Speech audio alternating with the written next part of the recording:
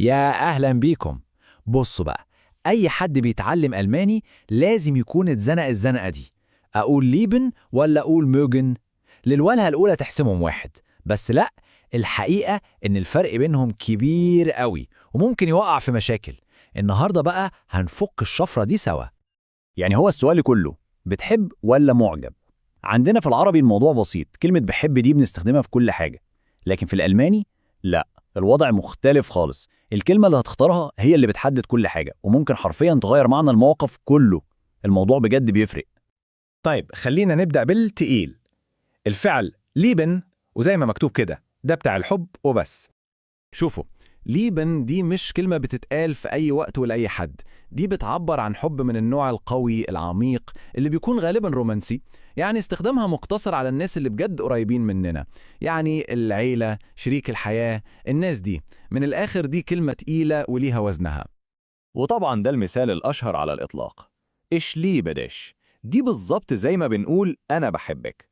ولما حد ألماني يقولها لازم ناخد بالنا إن الموضوع جد، دي مش هزار، دي تعتبر إعلان صريح وقوي عن حب حقيقي وعميق.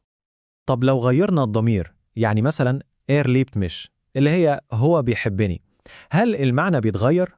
لا خالص. المعنى القوي بتاع الحب بيفضل زي ما هو. الكلمة دي بتحافظ على تقلها مهما كان مين اللي بيقولها.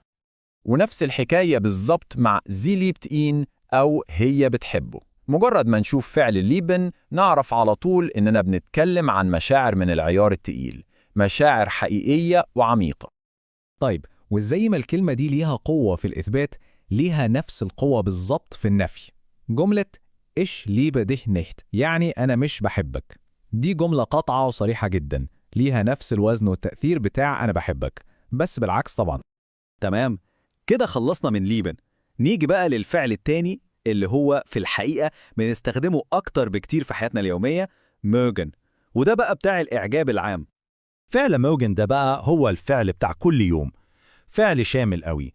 معناه ببساطة إن في حاجة عجباك، ممكن يكون شخص، أكلة، نشاط معين، يعني بيعبر عن أي شعور إيجابي بشكل عام.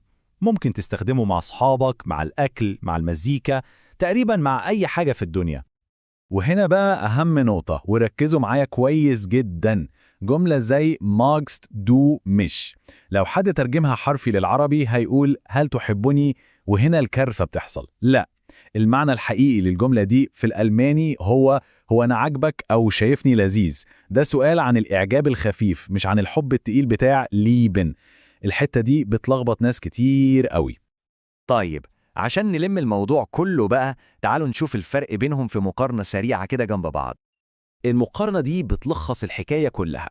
على الشمال عندنا ليبن، ومعاه قلب وأسرة، ده بتاع الحب العميق، العلاقات القوية.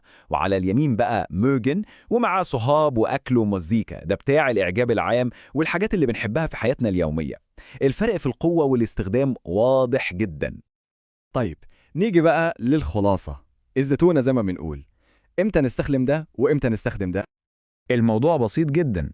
القاعدة الأولى، لو بنتكلم عن علاقات قوية وعميقة، يعني أهل، شريك حياة، يبقى على طول نستخدم ليبن. القاعدة التانية، أي حاجة تانية في الدنيا، صحاب، زملاء شغل، البيتزا، فيلم عجبنا، كل ده بنستخدم معاه موجن. بس كده، مفيش أبسط من كده. وبكده أعتقد الفرق بقى واضح جدا. وده يوصلنا لآخر سؤال مهم. بعد كل الشرح ده، تفتكروا أنهي فعل من الاتنين دول هتلاقوا نفسكم بتستخدموه أكتر في كلامكم اليومي بالألماني؟ فكروا فيها كده، الإجابة ممكن تفاجئكم.